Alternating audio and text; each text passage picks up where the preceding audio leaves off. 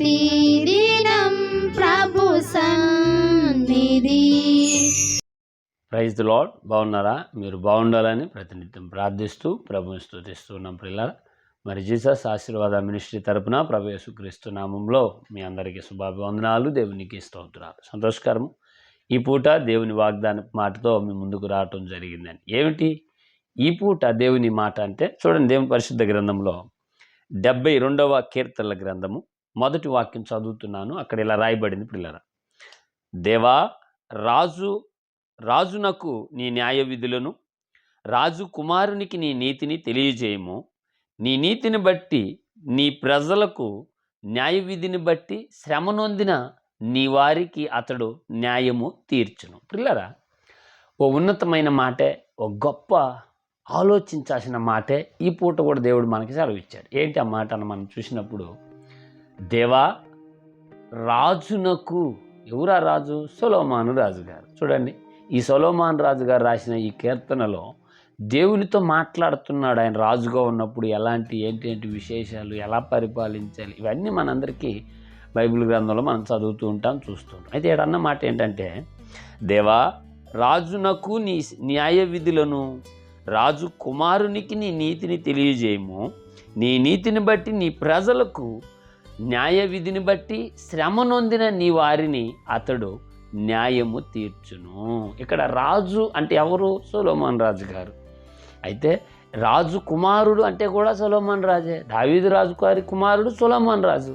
ఎంత ఔన్నత్యపు ప్రార్థన, ఎంత ఘనమైన ప్రార్థన. తండ్రి, ఇదిగో నీ రాజును వచ్చాను అన్నట్లుగా మనం చెప్తూ ఉంటే వింటాం దైవజనులు. ఏమండి, ఒకప్పుడు ఓ మంచి దైవజనుడు ప్రార్థన చేసే విషయం ఏమని అంటే, అయ్యా ఇదిగో నీ దాసుడు వచ్చాను, నాతో మాట్లాడు అన్నట్లు మనం వింటూ ఉంటాం దైవ సేవకుల మాట. అలాగే ఇక్కడ అంటాడు, ఇదిగో నీ రాజునికి నీ న్యాయ విధులు తెలియచేయము. నీ రాజకుమారునికి, ఏమండి, వారి శ్రమ నొందిన వారిని బట్టి న్యాయము తీర్చుటకు. ఏమనుంది అక్కడ? న్యాయ విధిని బట్టి శ్రమ నొందిన నీ వారిని అతడు న్యాయము తీర్చును. పిల్లరా, ఈ రెండు మాటలు ఈ పూట దేవుని వాగ్దానంగా మనకు అందించాడు. ఏమని తెలుసా? దేవా, ఇదిగో నీ దాసురాలను వచ్చాను.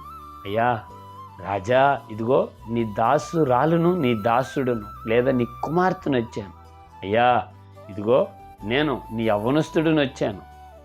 అయ్యా ఇదిగో నేను బలహీనురాలను నిన్ను అర్థిస్తూ ప్రార్థిస్తున్నాను. మనం దేవునితో మాట్లాడే విధానాన్ని సొలొమోను రాజు గారు ఆనాడే దేవునితో మాట్లాడే ఆ ఉన్నతమైన అధ్యయనత్వాన్ని కనపరుస్తూ ఉన్నారు. పిల్లరా, పరిచయం ఉంది నిజమే, మనం కూడా మన స్నేహితులను రారా పోరా అంటాం. కానీ భగవంతుడు కదండి, దేవుడు కదండి, ఆయన గౌరవాన్ని మన పెదవులతో గౌరవించాల. స్తోత్ర. మన మనసుతో గౌరవించాల, మన పదజాలముతో ఆయనని, ఏమండి, భక్తులు అంటారు, ఊరేగించాల. స్తోత్ర. అవునే కదా. నిన్ను ఓ మంచి పని చేసినందుకు ఒక వ్యక్తి, పలానా అక్క, పలానా చెల్లి, పలానా బ్రదర్, పలానా తమ్ముడు బాగా చేస్తారు పని అంటే ఎంత సంతోషిస్తామో, ఎంత మురిచిపోతామో. అంతకంటే నీ దేవుని నువ్వు గౌరవిస్తూ పిలిచినప్పుడు ఎంతో. చూడండి, ఎక్కడ నీ రాజు. చూడండి ఎంత చక్కగా రాయబడిందో. దేవా, రాజకుమారునికి నీ న్యాయ విధులను, రాజకుమారునికి రాజుకును నీ న్యాయం తెలియజేయము.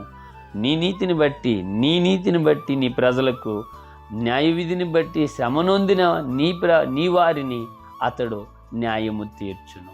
పిల్లరా, చక్కగా నీవు చేస్తున్న విజ్ఞాపనకి, చేస్తున్న ప్రార్థనకు ప్రతిఫలం ప్రభు దయచేయనట్లుగా చక్కగా సొలొమోను కీర్తన గ్రంథం మనకి దేవుని మాటలు ఈ కీర్తన గ్రంథంలో బయలుపరుస్తుంది. మరి ఆలోచించు, దేవుని కొరకు నిరీక్షణతో నిత్యము ప్రార్థించు.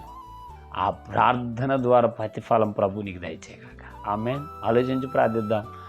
ప్రార్థన. పరిశుద్ధుడైన మా తండ్రి, మీకు వందనాలు. దేవా, కుటుంబంలో న్యాయం జరగాలి, సమాజంలో న్యాయం జరగాలి, ఆత్మీయ విశ్వాస ప్రయాణంలో న్యాయం జరగాలని, రాజు కుమారునికి నీ న్యాయ విధులని సొలొమోను గారి కీర్తన గ్రంథంలో రాయించిన వాగ్దానంగా మాకు ఆ మాటను మీరు ప్రసాదించారు ప్రభు. మీకు స్తోత్రాలు. వీక్షిస్తున్న నీ ప్రియ పిల్లలందరికీ న్యాయం జరిగి న్యాయ విధిలో నిలబడి ఇతరులకు కూడా అన్యాయం జరగక వాళ్ళ ద్వారా న్యాయమే జరిగినట్టు మీరు సహాయం చేసి దీవించి మీ నామను మహిమ తెచ్చుకున్నామని పునరుద్ధానుడైన యేసు నామములో ప్రార్థన చేయుచున్నాను తండ్రి. Amen. Praise the Lord. God bless you.